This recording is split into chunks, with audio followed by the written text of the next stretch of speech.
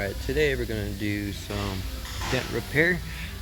I got a car with a small gouge on the side of it. You can't really see the dent, but I'll show you the steps to getting this taken care of.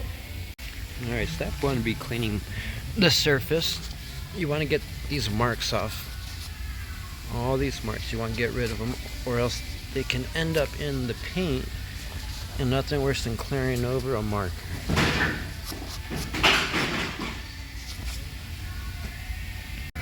Alright, so the main reason why we clean these up before and we get that marker off of there is because marker will stick to any imperfections.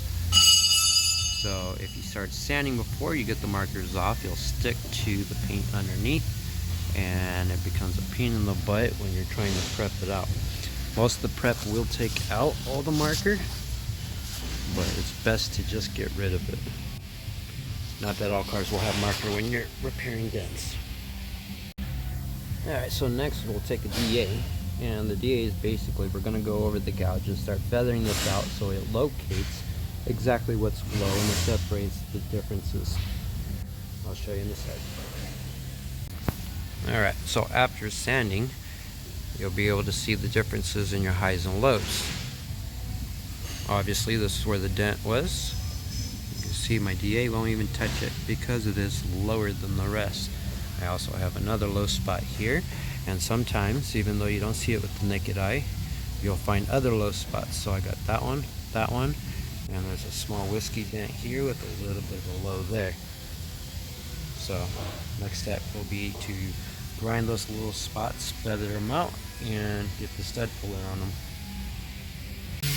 Alright, so what I did is I took Rolox, which is just an abrasive wheel, and took off the paint where the dents were.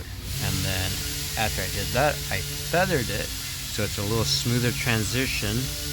That way after I do the stud pulls, it's a lot easier to flow out. Alright, for the pulling, I use this dent puller from Killer Tools. They're not cheap. This one probably runs about $1,500, and I got this nice little attachment that welds to the car, and then it'll, with the squeeze, it'll pull the dent right out. All you need is a little ground, and you just tack it on. I'll show you how it works in a minute.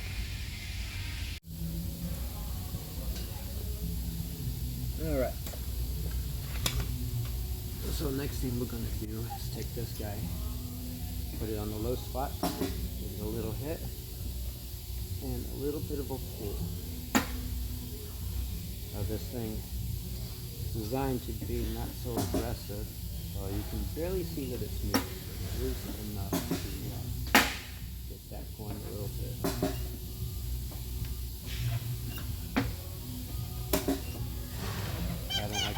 Too aggressive, because then you have to worry about it being too high. We don't need that.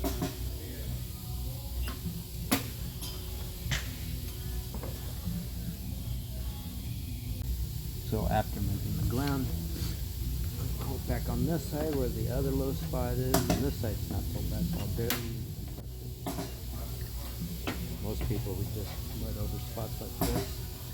I figure the least amount of mud possible is best. Alright, moving on to the door. There's that nice little spot over here. Work that out a little bit. Get that going. And then basically all the little imperfections, I will grind them up, smooth them out, feather it up before I start doing mud work. The ground's pretty easy to work, smooth it like that, and boom boom. Squeeze it.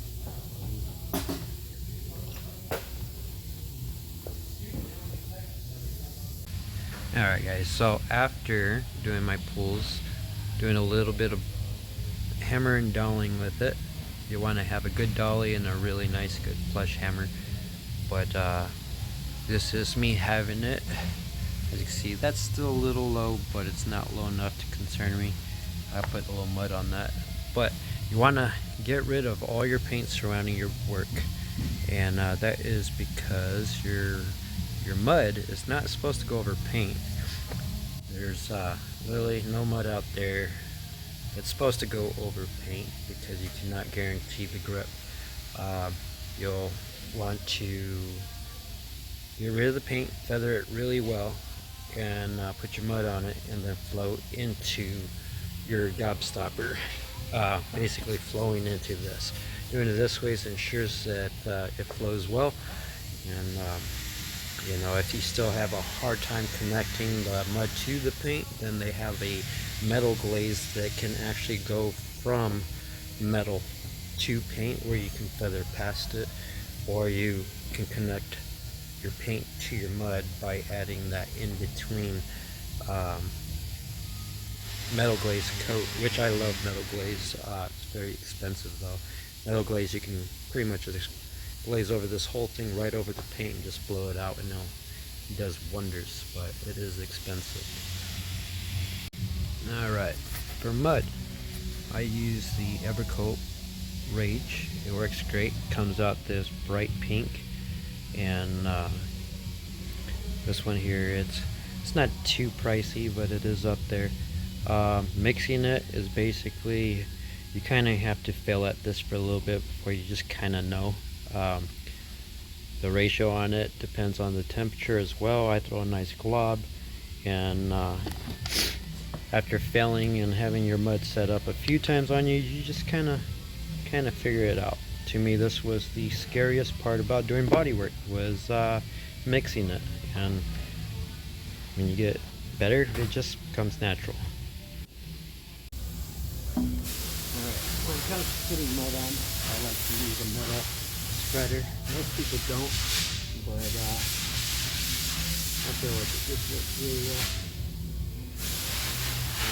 I don't really need that much mud because the metal practically there already. I like to do things basically just one coat, so I don't have to go back and redo everything. And I'm not gonna be all like one of them fancy guys that tries to do all this with one giant homemade spreader. Just get it on there, smooth it out, come on, right around. Pressure is like the best thing, knowing what you need to get it. That's how you get it smooth. There's a little dent up here. Just give it something to blend with down here. Yeah, I'm not the best at this, but I do take care of my family this way, and we're trying to get a feel of how to do all this. But yeah, that's basically it. And then a little bit, this will change colors, and when it turns blue, that's when it's ready to sand, and that's what I love about this mud. And yeah, it's good stuff.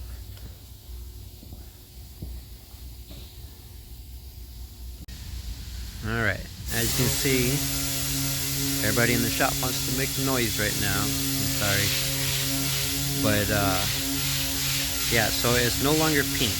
It will change colors from that pink to this when it is ready to sand. For this guy, I'll mostly be using Durablock because I can change the shape of it with my finger, because this is a round panel. It is not flat. The only thing that's flat is this section here, which I will be using my 7-inch block for. The rest of it will be all done with the Durablock.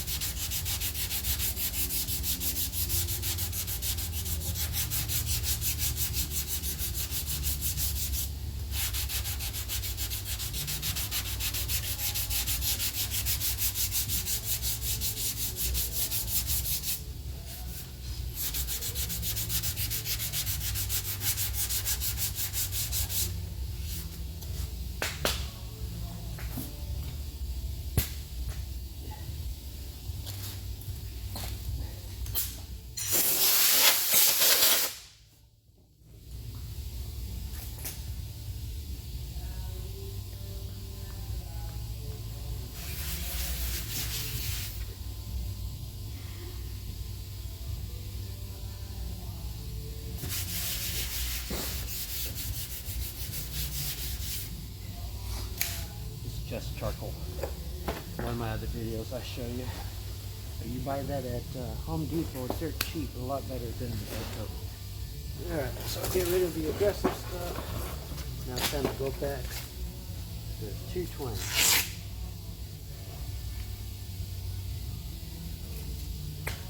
Doing everything on these easy steps just make it so much closer.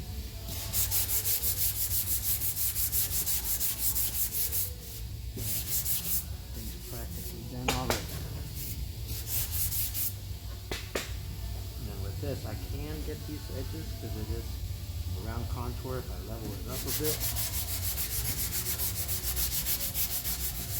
But this whole thing is not flat.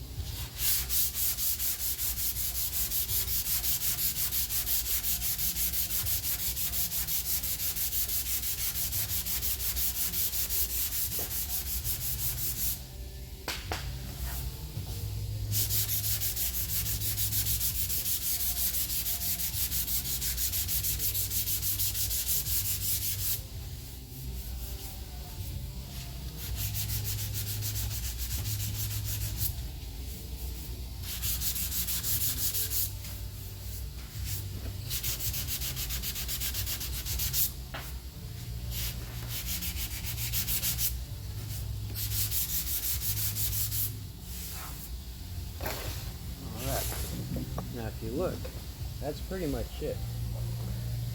All I got to do now is feather it out, blow it off, go over it with the pinhole stuff, and this thing will be ready for primer.